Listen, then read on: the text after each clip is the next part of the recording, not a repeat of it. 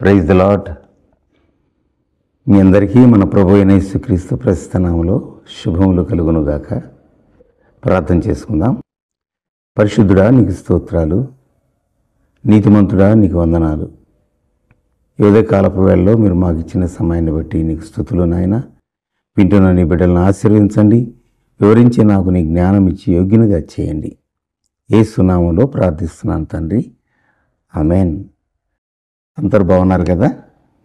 ఇవాల్టి వాక్య భాగము పరిశుద్ధ గ్రంథంలోని రోమీయులకు రాసిన పత్రిక 3వ అధ్యాయము 11వ వచనం చదువుకుందాం.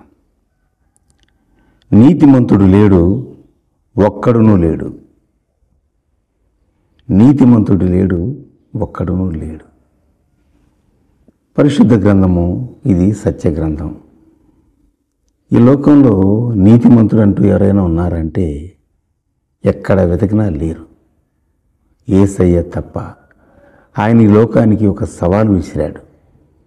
నాలో పాపమున్నదని మీలో ఎవడైనా స్థాపించగలడా? నాడు నేడు మౌనమే.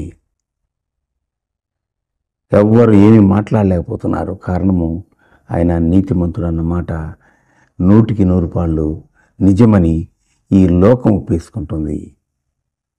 మరి ఈ లోకంలో అందరూ అనీతివంతులే అయితే మరి పరలోకానికి ఎవరు చేరతారు? ఇది చాలా చక్కని ప్రశ్న. మరి పరలోకం ఖాళీ అయిపోతుందా? అలా కాదే.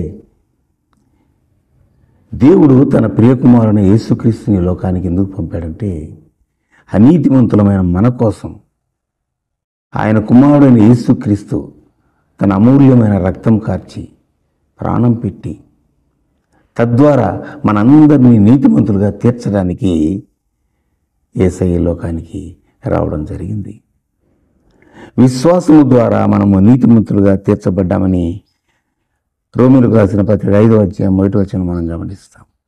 నీతిమంతులు నీతిమంతులు నీతిమంతులు కావాలి దేవుని రాజ్యానికి.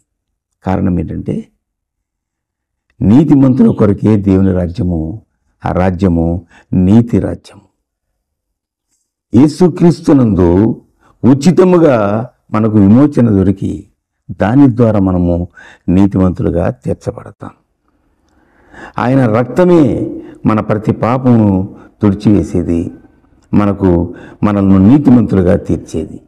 మరొక మాట అంటాడు, ఆయన యొక్క ఆత్మ మనల్ని కడుగడం ద్వారా మనము నీతిమంతులుగా మార్చబడతామని రాయబడింది.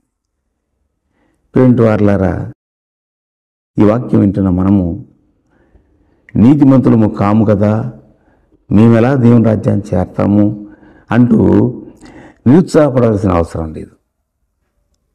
యేసు రక్తము ప్రతి పాపం నుండి మనల్ని కడిగి పరిశుద్ధునిగా పవిత్రునిగా చేస్తుంది కనుక ఆయన్ను మనం అంగీకరించినట్లయితే ఆ కార్యము దేవుడు చేస్తాడు. నీతిమంతులు దేవుని రాజ్యంలో సూర్యునిలాగా ప్రకాశిస్తారు. నీతిమంతులు ఖర్జూర వృక్షంలాగా మొవ్వ వేస్తారు. ఆ నీతిమంతుల ఇల్లు గొప్ప ధననిధి అంటాడు భక్తుడు.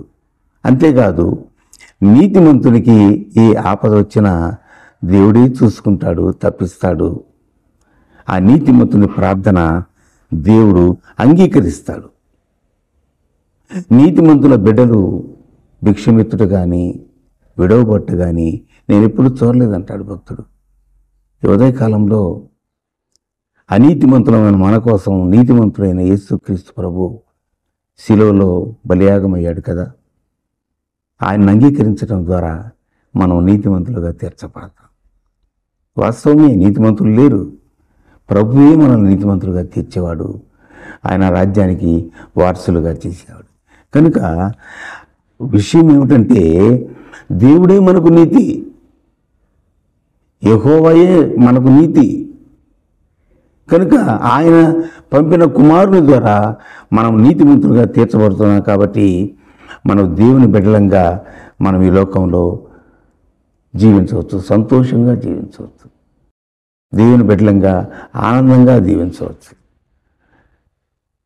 కాబట్టి ఈ ఉదయకాల సమయంలో దేవుని వాక్యం వింటున్న నీవు పరిశుద్ధుడు కావడానికి, నీతిమంతుడు కావడానికి ఒకటే మార్గము.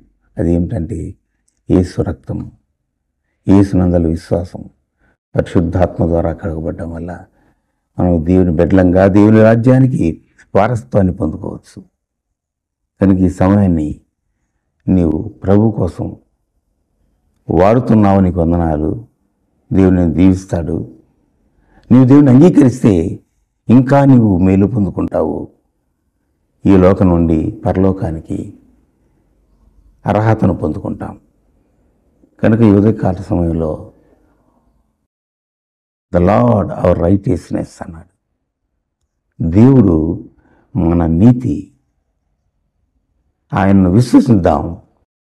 ఆయన బిడ్డలుగా మనము అధికారాన్ని పొందుకుందాం. ఆయన రాజ్యానికి వారసులం అవుదాం. ప్రార్థన చేసుకుందాం. పరిశుద్ధుడైన మా తండ్రి, నీతిగల దేవ, ఈ ఉదయకాలపు వేళలో ఈ వాక్యం విన్న నీ బిడ్డలను వారి విశ్వాసము ద్వారా, వారి క్రియల ద్వారా, వారు ఒప్పుకోవడం ద్వారా నీతిమంతులుగా తీర్చి నీ రాజ్యానికి వారసులను చేయమని యేసుక్రీస్తు ప్రశస్త నామములో ఈ మాటలు అడిగి వేడుకున్నాను తండ్రి. Amen. God bless you all. Praise the lord.